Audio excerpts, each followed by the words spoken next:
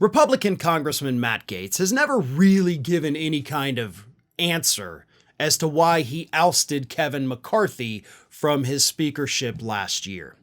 But according to a new report from the Daily Beast, Matt Gaetz has been telling all of his Republican colleagues in the House exactly why he wanted McCarthy gone, and according to those sources who spoke to the Daily Beast, Matt Gaetz told them it's because he was mad about the ethics investigation that the House Ethics Committee had reopened against him last summer. Effectively, Matt Gaetz wanted to either punish McCarthy for allowing that to happen, or he hoped that maybe punishing McCarthy would stop the investigation altogether to prevent damning information from coming out about Matt Gaetz. But here's what the Daily Beast wrote. According to private correspondence reviewed by the Daily Beast, Gaetz indicated to a friend that his effort to undercut, isolate, and ultimately remove McCarthy was indeed payback for the ethics probe. The Daily Beast reviewed these communications, but is not allowed to quote from them for fear that Gaetz would be able to identify the recipient. In fact, the source who provided the communications was so nervous about retribution that the Daily Beast isn't allowed to say in what form the correspondence took place. In the communications, Gaetz singled out McCarthy individually for reviving an ethics committee probe against him, and he indicated that his animus towards McCarthy was over that investigation.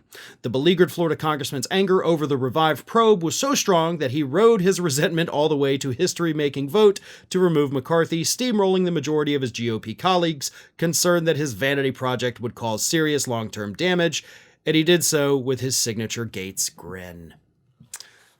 Who's laughing now, Matt?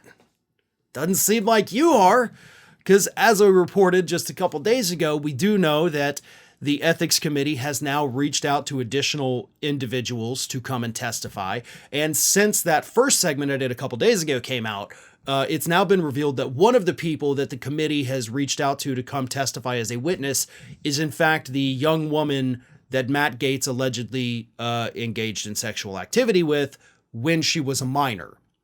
And he may have done it after crossing state lines, which, thanks to new laws, does constitute trafficking.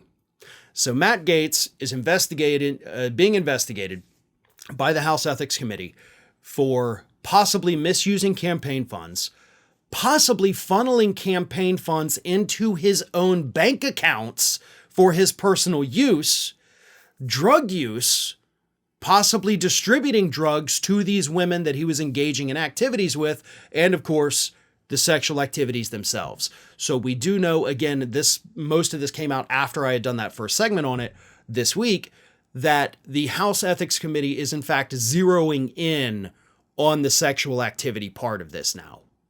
So Gaetz got what he wanted. He got McCarthy gone. He got his retribution. But guess what, Matt? That didn't stop the investigation. It's still happening, and it's picking up steam. The question is, will it pick up enough steam to have an impact on Matt Gaetz in this year's elections?